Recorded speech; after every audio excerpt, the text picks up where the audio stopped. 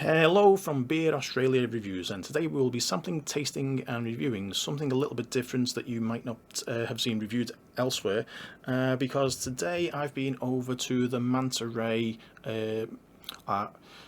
Station, which is a brewery that supplies a lot of the craft beer pubs in Perth. Now, Manta Ray Brewery is part of what they called Limestone Coast Brewing, and this is a relatively new venture. It's only been around since 2015. Now, you'll never actually see an LCB or Manta Ray beer in a can, because they have two ways that they supply the beer.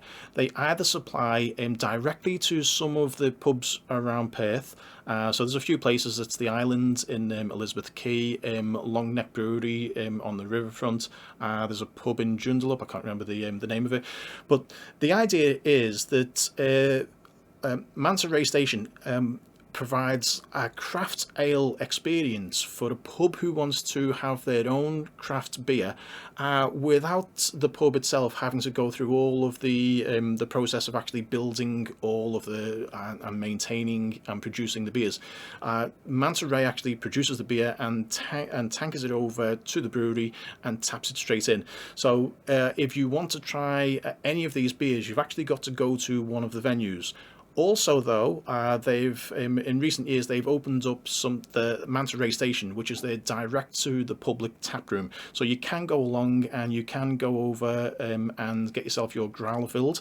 Now, if you have a look at Manta Ray's website, it tells you a little bit about the brewing process and how they actually produce the beers and things, and they're direct to the public thing. So the idea is, if you speak to the guys at Manta Ray, people like Jeff, who's like the main guy that I know at Manta Ray, what they call it is the Manta Ray Station, they see it as being a hub. The hub is where they produce the beers, and then they have spokes going out, and each of the spokes is the pub itself. So they see it as like a central thing, and they feed out to the pubs themselves. Now, it's a really interesting concept to do, and I think that they've hit on a good thing, because I've tried their beers in a few different places and the quality is really good.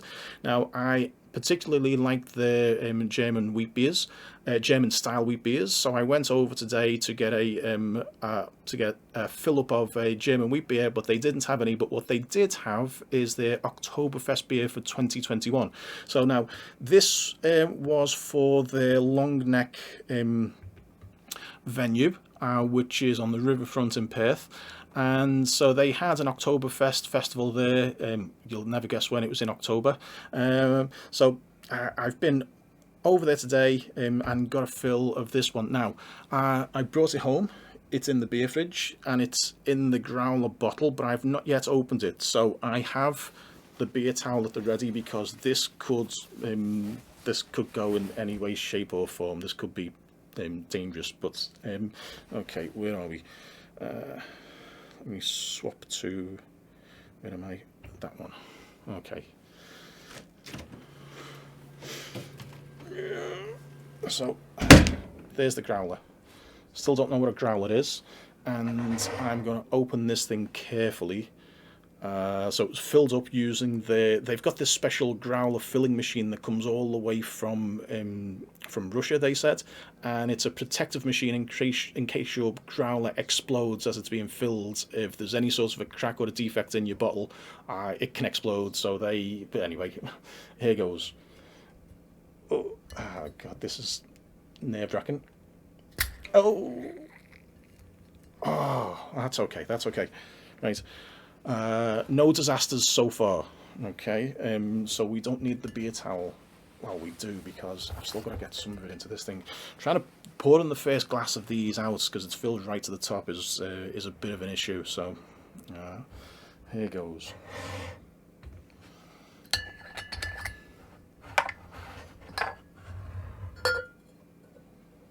Oh, lost a little bit.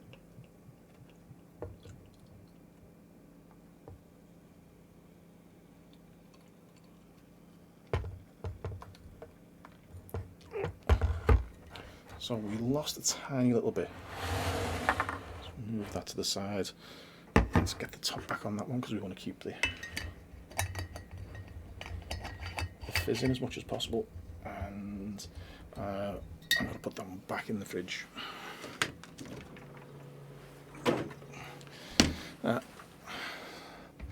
So I only spilled a little bit of that one then. That was actually relatively not bad. Last time I poured the first one of these things out for growler, it went absolutely everywhere. Okay, so there's the beer. So it's a light style, German style beer, you'll never have guessed. Oktoberfest beer, but unlike some other Oktoberfest beers that I've had, they tend to be a lot thicker and maltier than this particular one. I did taste this one. I had a little tiny taste because I was driving home. I said, "Yep, I'll give me a taste. I'll try the thing," and I tried it, and it was excellent. So, right, here goes. It's got a little bit of a the usual sort of quality lager smell in this one. It's quite citrusy, but the thing what you expect from an Oktoberfest beer is it's a bit thicker and maltier. However, Jeff from Manta Ray said this one's coming out at about 3.5%, so it's a little bit lighter. And I said that's just ideal because I'm not looking for a big, thick, heavy beer. I'm looking for a light beer to drink in the Australian summertime. Again, it's another one of those days in Perth. It's been 34 degrees today, so it's an ideal day for drinking this sort of a beer.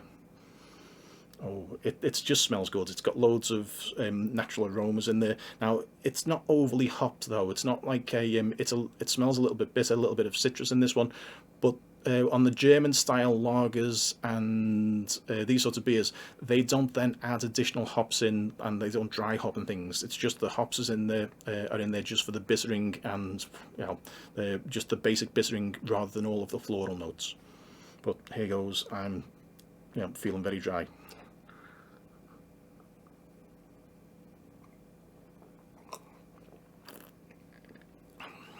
Oh,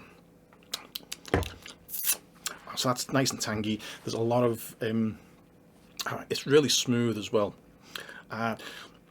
It's got a little tiny bit of a yeasty note to this one. They did say that all the beers that of this kind, they do get filtered at Manta Ray, so there shouldn't be any sort of a sediment in this particular one, which there isn't. It's completely clear. The glass is kind of a little bit cloudy, the condensation. Let's have another go.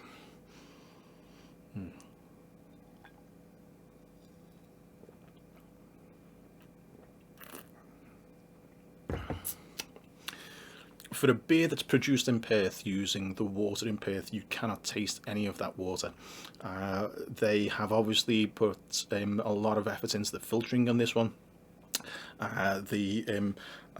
They've tastes like they've treated the water as well. I hope they've gone with like a Bavarian lager style water profile on this one. I suspect that they probably had. I didn't ask them about that one, but it's just overall just a really nice beer. It's a really hot day.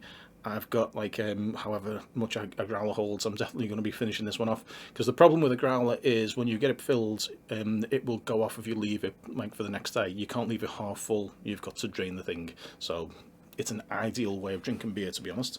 And see if I can get any more notes on this one.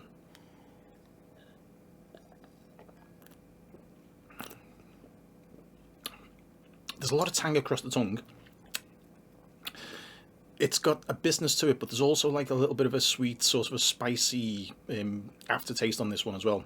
It lingers for a little while, so anytime that you have a beer that gives a little bit of a lingering taste, you've ended up with just a better beer overall. It's just better value for your money. Now, whilst we're on the subject of money, I need to put a big disclaimer time. I should have said this at the start. This beer was actually provided to me free of charge today by Jeff from Manta Ray Brewing. Now, there was no obligation to review the beer. They have absolutely no say whatsoever on the review. But disclaimer time, if you've been provided with a product for free, you need to explain it whilst you're doing your video. So there you go. So I'm really liking this thing.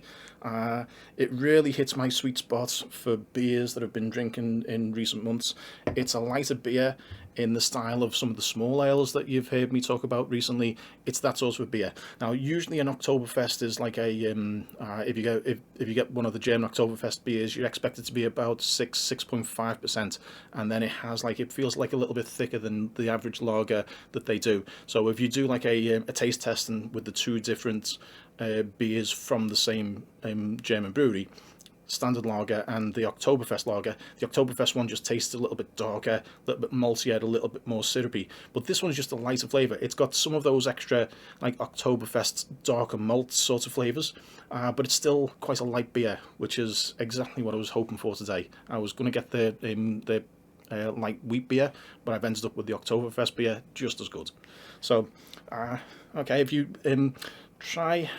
if you have a growler and you're in North Perth, they're in Malaga.